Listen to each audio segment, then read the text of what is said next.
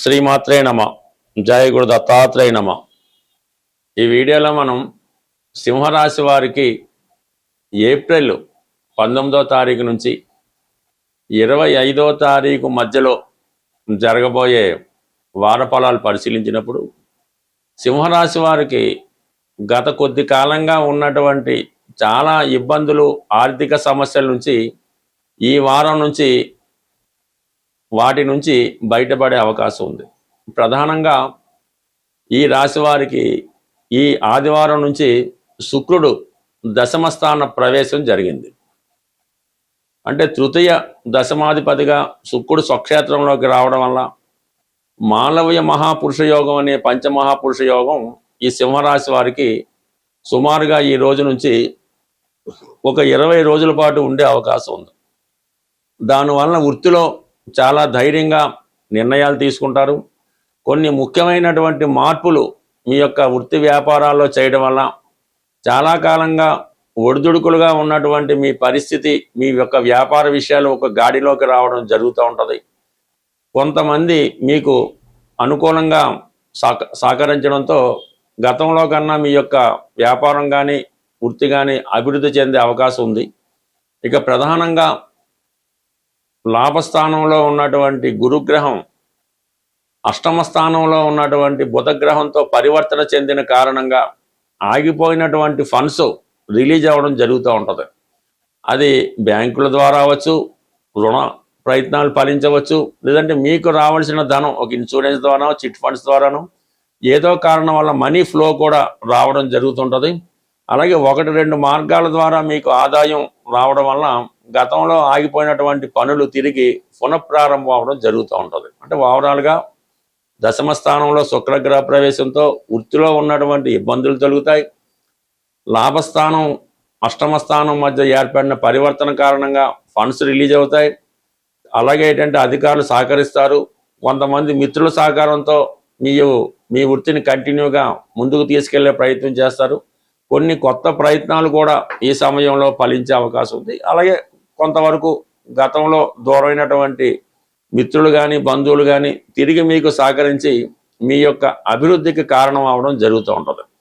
అయితే అష్టమ స్థానంలో ధనాధిపతి బుధుడు, అలాగే కుజుడు, అలాగే శని పయనించడం వల్ల ఎవరో ఒకరు మీ మీద మీకు ఇబ్బంది పెట్టాలనే ప్రయత్నం చేస్తుంటారు. మీ యొక్క పనులు ఆగిపోయే విధంగా వేరే విధంగా ప్రయత్నం చేస్తూ ఉంటారు.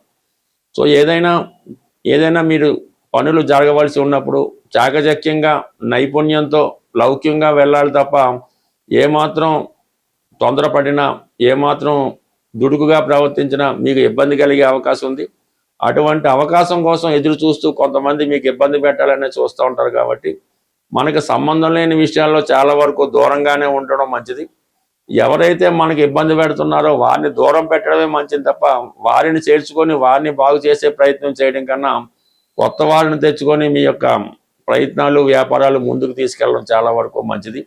బట్ ఏదైనా అష్టమ శని ప్రభావం వల్ల మీరు ఎంత బాగా చూసినా, ఎంత మంచి ప్రయత్నం చేసినా, ఎంత గట్టి ప్రయత్నం చేసినా ఏదో ఒక ఇబ్బంది, ఏదో ఒక అడ్డంకి మీకు ఈ సమయంలో రావడం జరుగుతుంటుంది. అయితే సప్తంలో ఉన్నటువంటి రాహు కూడా ప్రతి క్షణం ఎవరో ఒకరు మిమ్మల్ని ఇబ్బంది పెట్టే ప్రయత్నం జరుగుతూ ఉంటుంది. కేవలం దైవ భక్తితోనే మీరు వాటిని ఎదుర్కోవాలి తప్ప వేరే అవకాశం అయితే ఉండదు. బట్ ఏదైనా గతంతో పోల్చుకుంటే కొన్ని ముఖ్యమైన విషయాలు, అలాగే ఆర్థికపరమైన విషయాలు ఈ వారం నుంచి సాల్వ్ అవడం జరుగుతుంది. ఈ నెల అంటే ఏప్రిల్ 19వ తారీఖు నుంచి 14వ తారీఖు మే వరకు కూడా ఈ శుక్రగ్రహం స్వక్షేత్రమైనటువంటి వృషభ రాశిలో ఉండడం జరుగుతుంది. అయితే ఇది సహజంగా ఈ వృషభ రాశి అన్నది సహజ రాశి చక్రంలో ధనస్థానం అవుతుంది.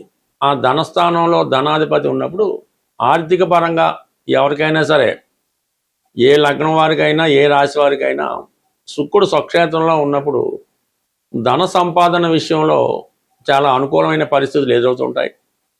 ఈ సమయంలో మీరు ఈ శుక్రుడికి సంబంధించినటువంటి పరిహారం చేసుకోవడం వల్ల మీ కుటుంబానికి వ్యక్తిగతంగా మీకు కూడా ధన సంపాదన పెరుగుతూ ఉంటుంది. కుటుంబం కూడా సౌఖ్యంగా ఉండడం జరుగుతూ ఉంటుంది. ఎటువంటి విభేదాలు ఉన్నా కూడా పరిష్కారం అవడం జరుగుతూ ఉంటుంది. దీనికి ప్రధానంగా మీరు ఏం చేయాలంటే శుక్రవారం రోజు, ఏదైనా ఒక శుక్రవారం రోజు సాయంకాల సమయంలో ఏదైనా దేవాలయంలో ఎరుపు రంగు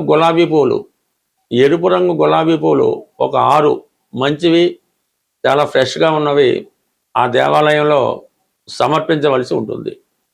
అది వెంకటేశ్వర స్వామి ఆలయం అయినా పర్లేదు, హనుమాన్ టెంపుల్ అయినా పర్లేదు, ఆలయంలో సమర్పించవలసి ఉంటుంది. అదే రోజు అక్కడ ఉన్నటువంటి భక్తులకి జిలేబీ పంచిపెట్టడం వల్ల మీకున్నటువంటి ఆర్థికపరమైన సమస్య తొలుగుతుంది. వివాహానికి ఏవైనా ఆటంకాలు ఉన్నప్పుడు అవి కూడా తొందరగా తొలగిపోయే అవకాశం ఉంది. అదే ఇదే సమయంలో అంటే ఈ శుక్రుడు ఈ స్వక్షేత్రంలో ఉండగా మీ కుటుంబంలో ధనం నిలవాలంటే మీరు ఒక చిన్న పరిహారం చేయవలసి ఉంటుంది. ఈ పూర్వకాలంలో అంటే ఇప్పటికీ కూడా కొన్ని ప్రాంతాల్లో ఈ డబ్బులు వేసుకునే డిబ్బీలు అంటారు దాన్ని, మట్టితో చేసినటువంటిది డబ్బులు వేసుకునే ఒక చిన్న మట్టి కుండ లాంటిది తీసుకొని అది శుభ్రంగా ఇంటికి తీసుకొచ్చి దానికి శుభ్రంగా పసుపది రాసి ఆ మట్టి పాత్రలో ఒక పిడికెడు కళ్ళుప్పు, ఒక 5 గోమతి చక్రాలు, అలాగే రాగి నాణ్యాలు ఏవైనా ఉంటే కనీసం ఒక 6 కానీ 3 కానీ లేదంటే ఒక రాగి నాణ్యమైనా ఆ మట్టి పాత్రలో వేసి దానికి పైన ఒక ఎరుపు రంగు క్లాత్తో క్లోజ్ చేసి అది మీ దేవుడి మందిరంలో కానీ లేదంటే మీరు సామాన్లు దాచుకునే ప్రాంతంలో దాన్ని జాగ్రత్త పెట్టడం వల్ల అది నెమ్మదిగా మీకు ఆకర్షణ పెరిగి ధనం సమృద్ధిగా వచ్చే అవకాశం ఉంది.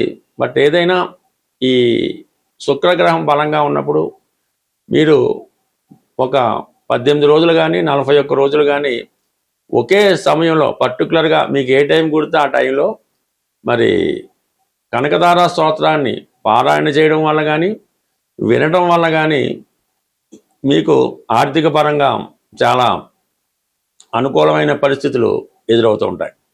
సో ఇదే సమయంలో ఎక్కువగా స్త్రీలను గౌరవించడం అంటే మీకు తల్లిగారికి కానీ పెద్దలు మీ కుటుంబ పెద్దలకు కానీ ఎవరైనా మంచి స్త్రీలకి మీరు ఈ సమయంలో వాళ్ళకి ఒక కానుకగా ఎరుపు రంగు చీర, జాకెట్టు, గాజులు, ఈ సౌభాగ్య వస్తువులు వాళ్ళకి మీరు కానుకగా ఇవ్వడం వల్ల మీకు వాళ్ళు సంతోషించినప్పుడు ఆటోమేటిక్గా మీకు ధన సమృద్ధి కూడా కలిగే అవకాశం ఉంది. బట్ ఏదైనా ఎవరి జీవితంలో అయినా మీరు ఆనందంగా సంతోషంగా ఉండాలంటే మీ ఆత్మీయులటువంటి స్త్రీలని, మీ ఇంట్లో ఉన్నటువంటి స్త్రీలకి ఎటువంటి ఇబ్బంది రాకుండా వారికి ఏ లోటు రాకుండా చూసినప్పుడు ఆటోమేటిక్గా మీకు ధన సంపద పెరిగే అవకాశం ఉంటుంది, పెరుగుతుంది కూడా. స్వస్తి.